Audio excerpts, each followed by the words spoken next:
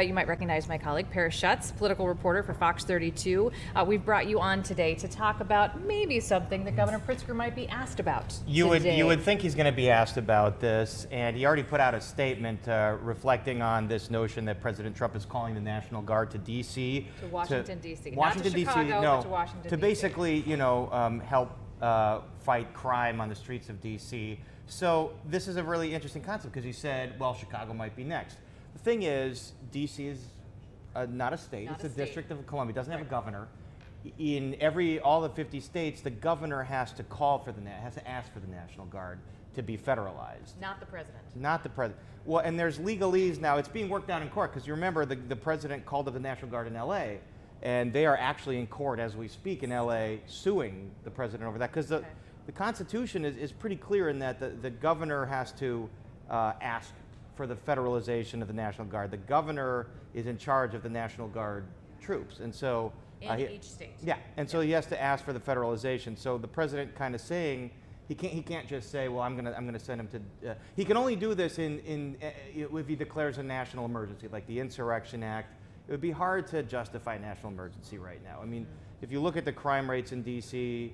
Down 30%. They're down 30%. I mean, D.C. and Chicago have typically had problems with violent crimes compared to other cities, but they're down right now. Chicago's down about 33% from the height in COVID in 2020, when Trump was president, when we had that big year of unrest. He didn't call for the National Guard then. Then people also bring up, January 6, 2020. He did not call for the National Guard when there were full-scale riots going on in the Capitol. So why is he doing this in D.C.? I mean, he's citing crime and homelessness. Well, I have to. A public emergency, right? Having followed President Trump for 10 years now, I mean, a lot of what he does is reacting to what he sees on TV and what he sees on his favorite cable news channel, which we know what that is. And they carry some of these images. There have been some of these teen trends, like in Chicago. Some of that's happened in D.C. now, and so he's seeing these images on TV and deciding to react to that. But the data does not really support, the notion that this is some kind of an emergency because comparatively crime is down. There's nothing that sparked this over the past couple of days, right? Well, like I said, some of these images of teens in the city of D.C. In affluent areas causing trouble, like we've seen here in Chicago. So there's no question, D.C. and Chicago have been on the higher end of violent crime problems compared to other cities in America. And then, they compare it to Bogota, Mexico City, that the crime rates in some of these cities compare favorably to some of those. So not saying that violent crime is not an issue in these big cities, and no one has really figured out, but it is trending downward. It's been trending downward for the last 3 years.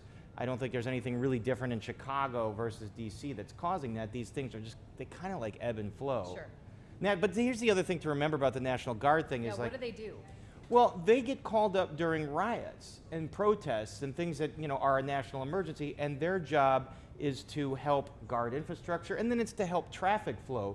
Typically, they'll be in street intersections saying, "Don't go here." It's to assist. It's to not assist. Take over. They're not police officers. They're not trained in that kind of law enforcement, policing. So it remains to be seen what exactly they'd be able to do in D.C. That the D.C. police officers and the prosecutors there don't already do.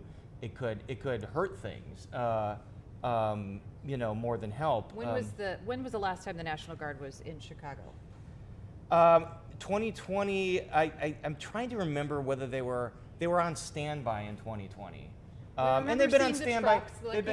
Their units. They've been on standby during elections and stuff, but not really called up. I'm trying to recall whether in 2020 they were actually deployed. There were checkpoints, during the unrest. Yeah. And they've been deployed during, Laquan McDonald protests way back around 2017, because remember what had happened in Ferguson, Missouri. There were a lot of fears that similar unrest would happen in Chicago. So they have been deployed in these major situations of unrest, and typically they're on call. Mm-hmm. They're ready to be deployed at a moment's notice, so when the governor asks for them. What's Chicago's response so far? Have you just heard from the governor?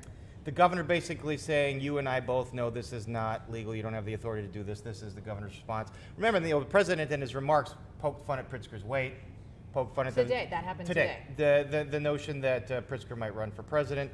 Pritzker said, thank you for, because the president said, well, he looks like he's slimmed down a little bit. Maybe he's getting ready to run for, and Governor Pritzker tweeted, thanks for the compliment. But we both know this is not, you don't have the authority to just call up the National Guard to be police officers. And then he's saying you're just distracting from the Epstein situation. And, you know, we've seen this, again, the president, I think what we can say about him is he's a master of kind of working sort of the media narratives, social media, cable news, local news, and it tends to be, he wants attention sometimes, and he knows things that will get a big splash. And the art of distraction sometimes. Art of distraction sometimes. Yeah. But he certainly knows what'll make a splash, even though the policy might not have been figured out on how exactly this would work. Right. And real quick, Pritzker was on Sunday morning shows yesterday talking about his future. Right. But he's still trying to run for governor, and he's not ruling out running for president, which you'd have to turn around and do. It's all about the people quickly. of Illinois still. Yeah, and Meet the Press brought up a very important point in that this is referring to the Texas lawmakers coming here to escape the remap battle there, but this state gets an F by every good government group in terms of its gerrymandering, and these were very politically drawn maps in Illinois, as they are in Texas, as they are in many, many states, and this is this escalating battle. That topic for another day, Elizabeth.